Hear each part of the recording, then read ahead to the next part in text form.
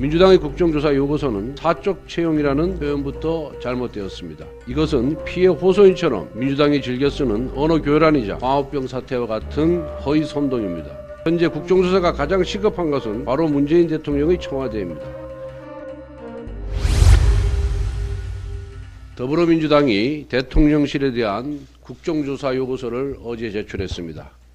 정치적 금도를 벗어난 다수의 생떼입니다. 특히 대통령 취임 100일 기념 기자회견 직후에 제출한 것을 감안하면 애초부터 그 목적이 대통령 기자회견을 흠집내기 위한 저열한 정치 공세에 불과하다고 판단됩니다.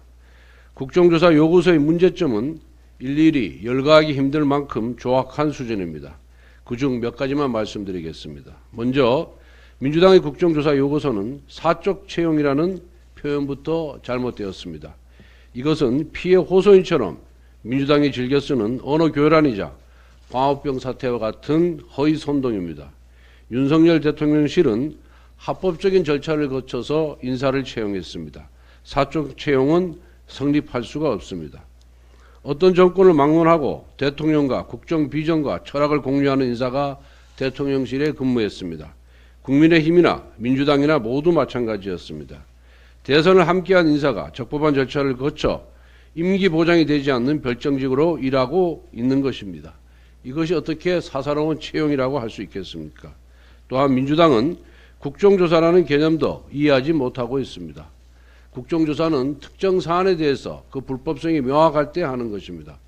그런데 민주당은 불법 행위에 대한 국정조사가 아닌 억지로 혐의를 찾기 위한 생떼를 국정조사라고 우기고 있습니다. 인디언식 기우제이자 아니면 말고식의 무책임한 내지르기일 뿐입니다. 민주당은 감히 인사 문제를 논의할 자격이 없습니다. 김정숙 여사의 단골 디자이너 딸이 청와대 행정용으로 근무한 점, 문재인 대통령 변호사 시절의 동료가 청와대의 인사수석과 법제처장으로 근무한 점, 문재인 대통령 운전기사가 파격적으로 청와대의 상급 행정관으로 기용된 점, 문재인 캠프 출신의 마약 거래자가 청와대 5급 행정관으로 임명된 점, 신문위원 보좌관 출신으로 해경 인사를 자주우지했던 청와대의 민정수석실의 행정관으로 근무한 점, 조국 전 법무부 장관의 정책보좌관 출신이 청와대 의전비서관실 3급 행정관으로 보임된 점, 20대의 1급 청년 비서관 등 국민적 공분을 샀던 내로남불 문재인 청와대의 인사 채용 논란은 열거하기도 힘들 정치하러 많이 있습니다. 현재 국정조사가 가장 시급한 것은 바로 문재인 대통령의 청와대입니다.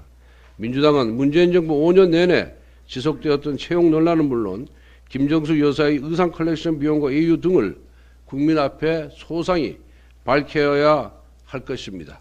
이것이 국민에 대한 최소한의 도리다 이렇게 생각합니다.